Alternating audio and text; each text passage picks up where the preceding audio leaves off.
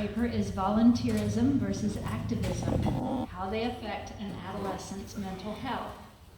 Adolescents should participate in volunteerism rather than activism.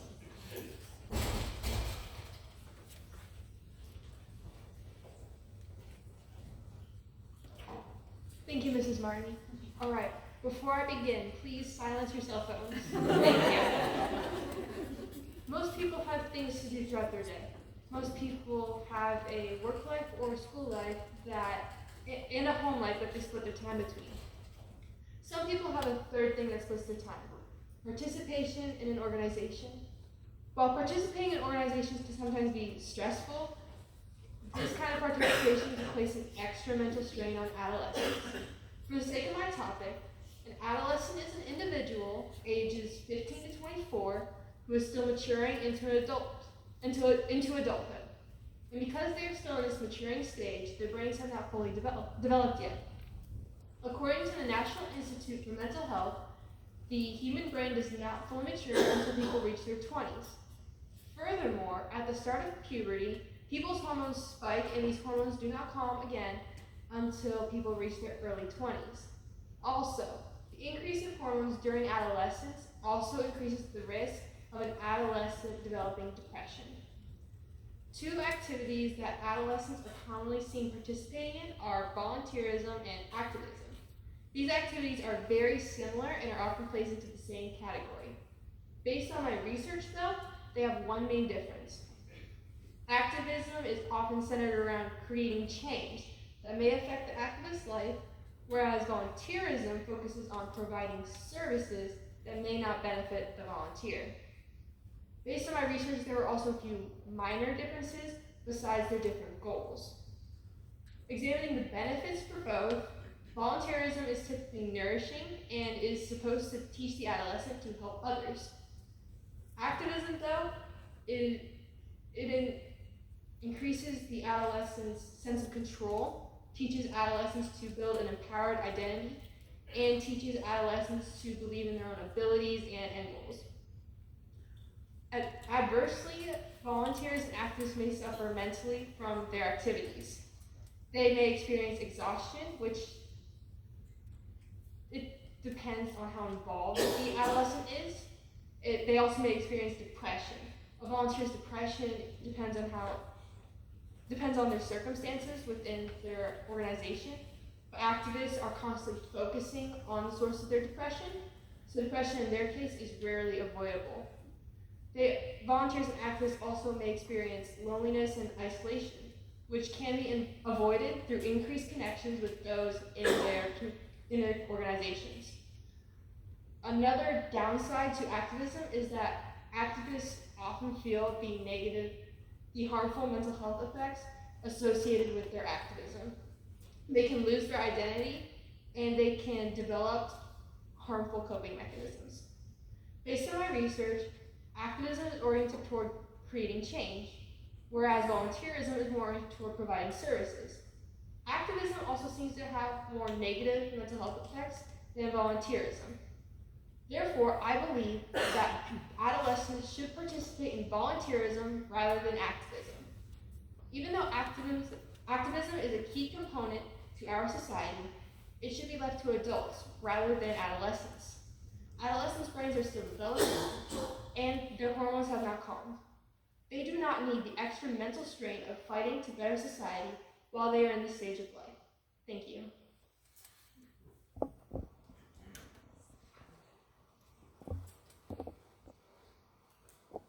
That was an excellent job. I really enjoyed reading your paper, and you made a lot of really good points.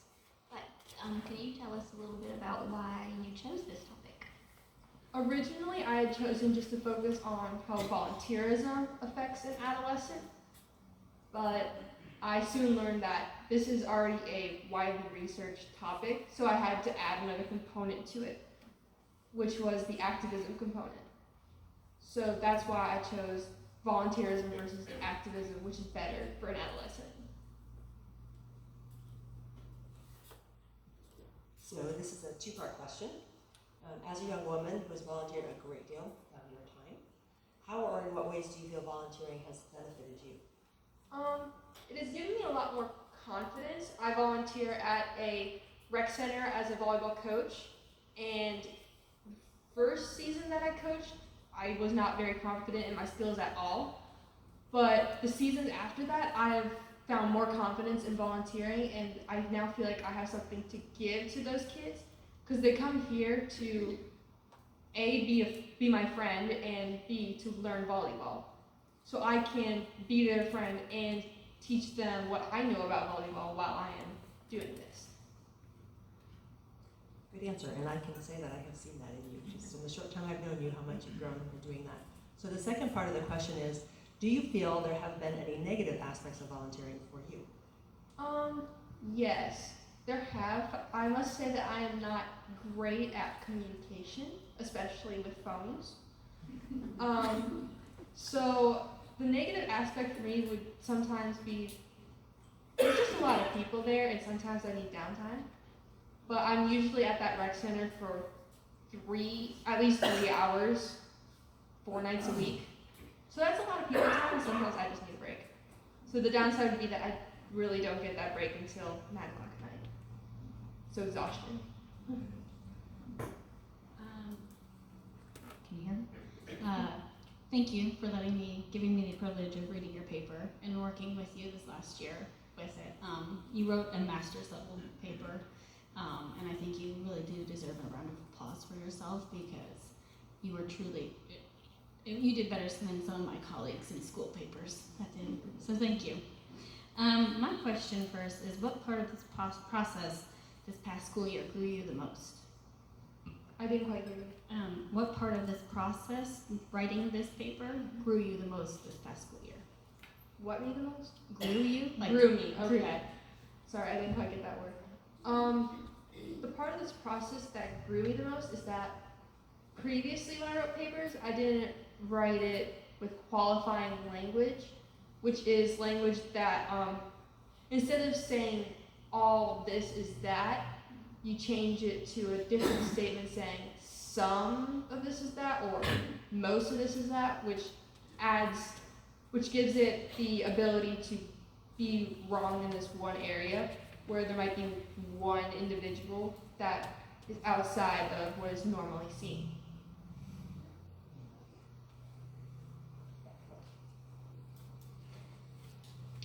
You spoke a little bit about how volunteering can be good for your mental health, but also have some negative effects on your mental health. How can you volunteer in such a way to protect your mental health? So with exhaustion, that is from volunteering too much of your time and not taking enough time to take a break. With depression, that is depending on the circumstances, because some people volunteer in places where bad things happen, like animal shelters, you might have to put the animal down. In nursing homes, some of the people might not live that long, and that could really harm you and cause depression. For exhaustion, just take a self-break.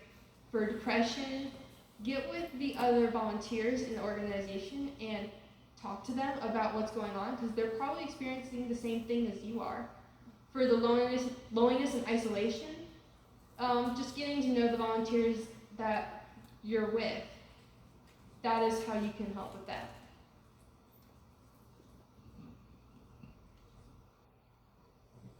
Based on your research, will you make volunteering a priority for your future family and any future children that you may have, and why?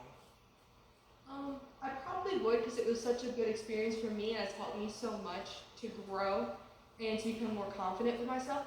But with my future family, I would probably not let them go into positions of authority until they reach their teenage years, probably about 15.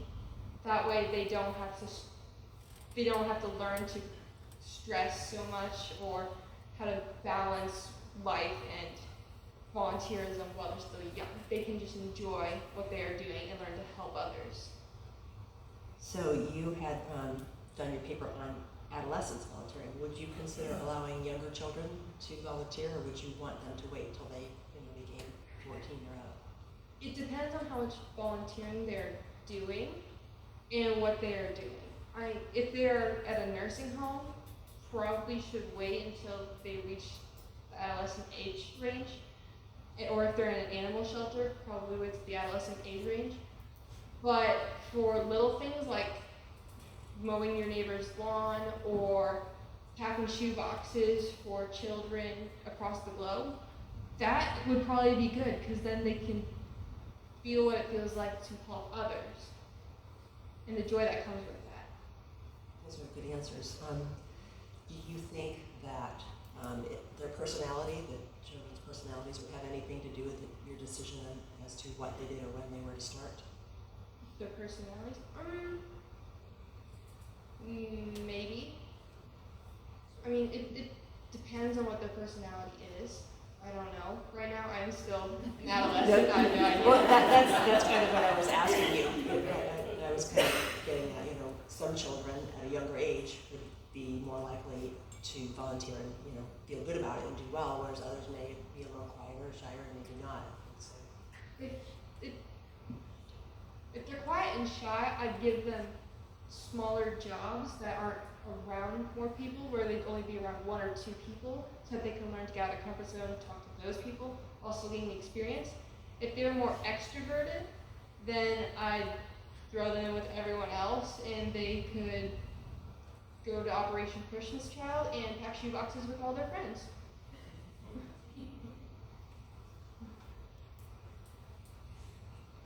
So you talked about that at 9 o'clock at night, that's the only time you get to yourself after volunteering. Touching on that, what is a coping skill or coping mechanism you personally use to help with your mental health? Coping mechanism that I use is I put together puzzles in my house that allows me to take my mind off of the volunteerism that I did if it was bad. But if it was good, I can use that time. I'm occupying my brain somewhat, but the other half is thinking about what can I do better and how can I help them, not how can I help myself. That's a good answer.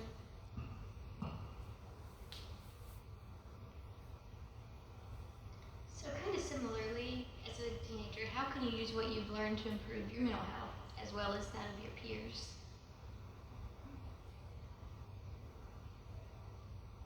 So it's hard to do a self-assessment of my mental health so on the spot. Let's see. Personally, I think my mental health is just fine. My parents and siblings might say otherwise. But how I could help my mental health and my peers' mental health would be to get to know them more and to talk to them more and invite them to do little things with me that I don't think are that necessary. That would be a good way. That's a great answer, and it goes along with the theme of your paper of just community and connection. So let's talk a little bit about activism. Would you consider a person who is praying or walking with a sign at an abortion clinic or going to the March for Life in Washington, D.C., would you consider that being an activist?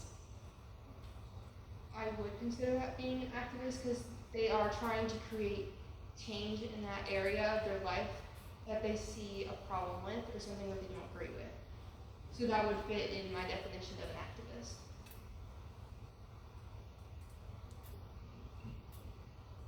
What was the hardest part of your research?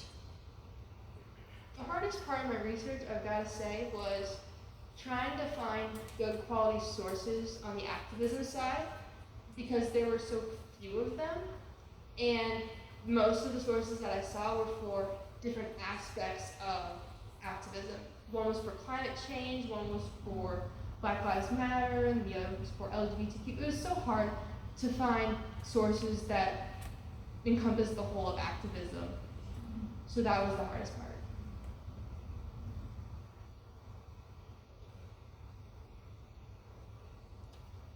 How do you think that you could share this information to encourage other teenagers to volunteer?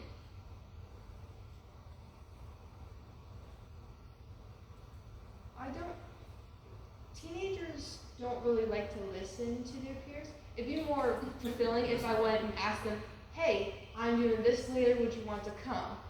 They would want to do that then, instead of me sitting here and talking to them about it. That would be more beneficial to their time, and they'd be more willing. I can talk to them about the benefits afterwards, after they've done it a few times, if they felt interested, but they should probably I should probably work on just getting them through the door of anywhere I'm going to volunteer first. Were there any articles or any sources that caused you to change your opinion? You know, you went in with preconceived notions of what you felt that volunteerism and activism was. Was there anything that you read or came across that made you really question what you were thinking or made you change your mind? A little bit. So I have a CC Plus professor help me with some of this a little bit, and she brought up the point that some Christians are activists for the cause of Jesus Christ, and that got me thinking, okay, maybe there's some redeeming qualities in activism, because beforehand I thought that it might not be the best, but Christians are told, it's go and preach the gospel. And for that, you have to be constantly standing up for Christ, constantly trying to change society to what Christ intended it to be. So because of that, I thought that there might be some redeeming qualities in activism. And it's not just all bad carrying around signs and knocking over statues.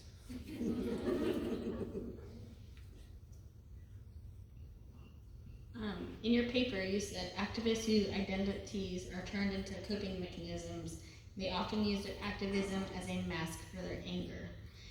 In my line of work, anger is actually a sign of depression in both men, women, and adolescents.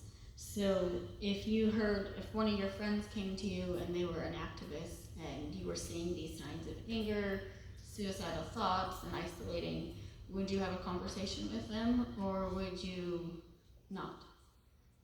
I would try to have a conversation with them, but like I said, they might not like to listen to what I have to say because they are very closed off, and sometimes people don't want to hear what they need to hear. So what would your approach be then? My approach, it depends on the individual. For some people, you can talk to them about it and they'd listen to you, but for others, it'd probably be more beneficial to try to get them through the door of somewhere that they could volunteer so that they could see what that's like rather than activism. That's a good job. I like that answer.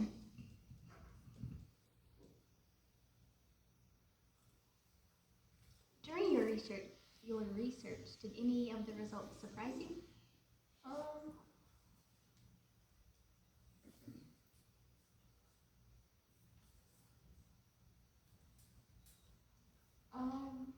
What surprised me most was that activism wasn't all bad, that it could help adolescents in some ways as long as they don't take it too far.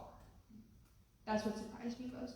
For example, they can increase their sense of control for their situation because activism is giving them a way to help with what they are fighting for, like with the Black Lives Matter. They were legitimately being oppressed by the police, but their activism gave them a way that they could say, hey, this is not right, this should not be happening, please help us. And they're starting to get the changes that they were looking for. As long as they didn't take it too far, that was good. So you're 18 and you're legally an adult. I wondered what you thought about them defining adolescence as 15 to 24. I was already researching the age range of 15 to 24, but I know that the transition to college is when people are really starting to figure out what they're doing. And I know that in college, 15 to 24 is generally the place that people start becoming activists. And so that's when I started researching it, and that's when I found out that the brain doesn't fully develop until you reach your 20s. So whatever you're doing as an activist is going to affect you in your adulthood. Would you pick this topic again if you could rewrite this paper?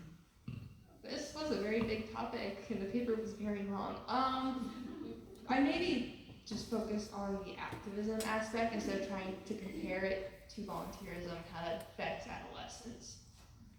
I also might generalize it to say, I might do just adolescents because that seems easier than doing anyone, because that gives me a narrower range to put my research into and would help with the results.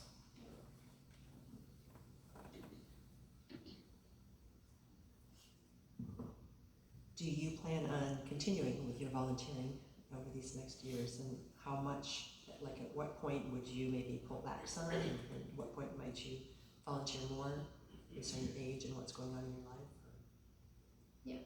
I do plan to volunteer later and through college, but if my college studies start to get hard or I just need a break, then I might take a break or pull back on it a bit, but I don't think I would ever completely stop volunteering because of what I can give back to my society.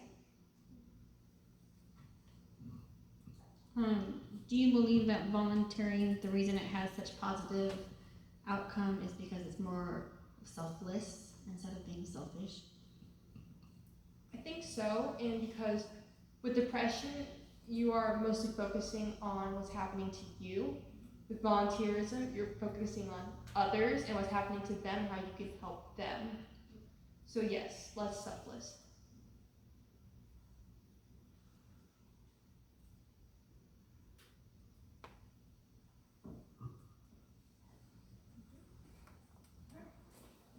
Thank you so much.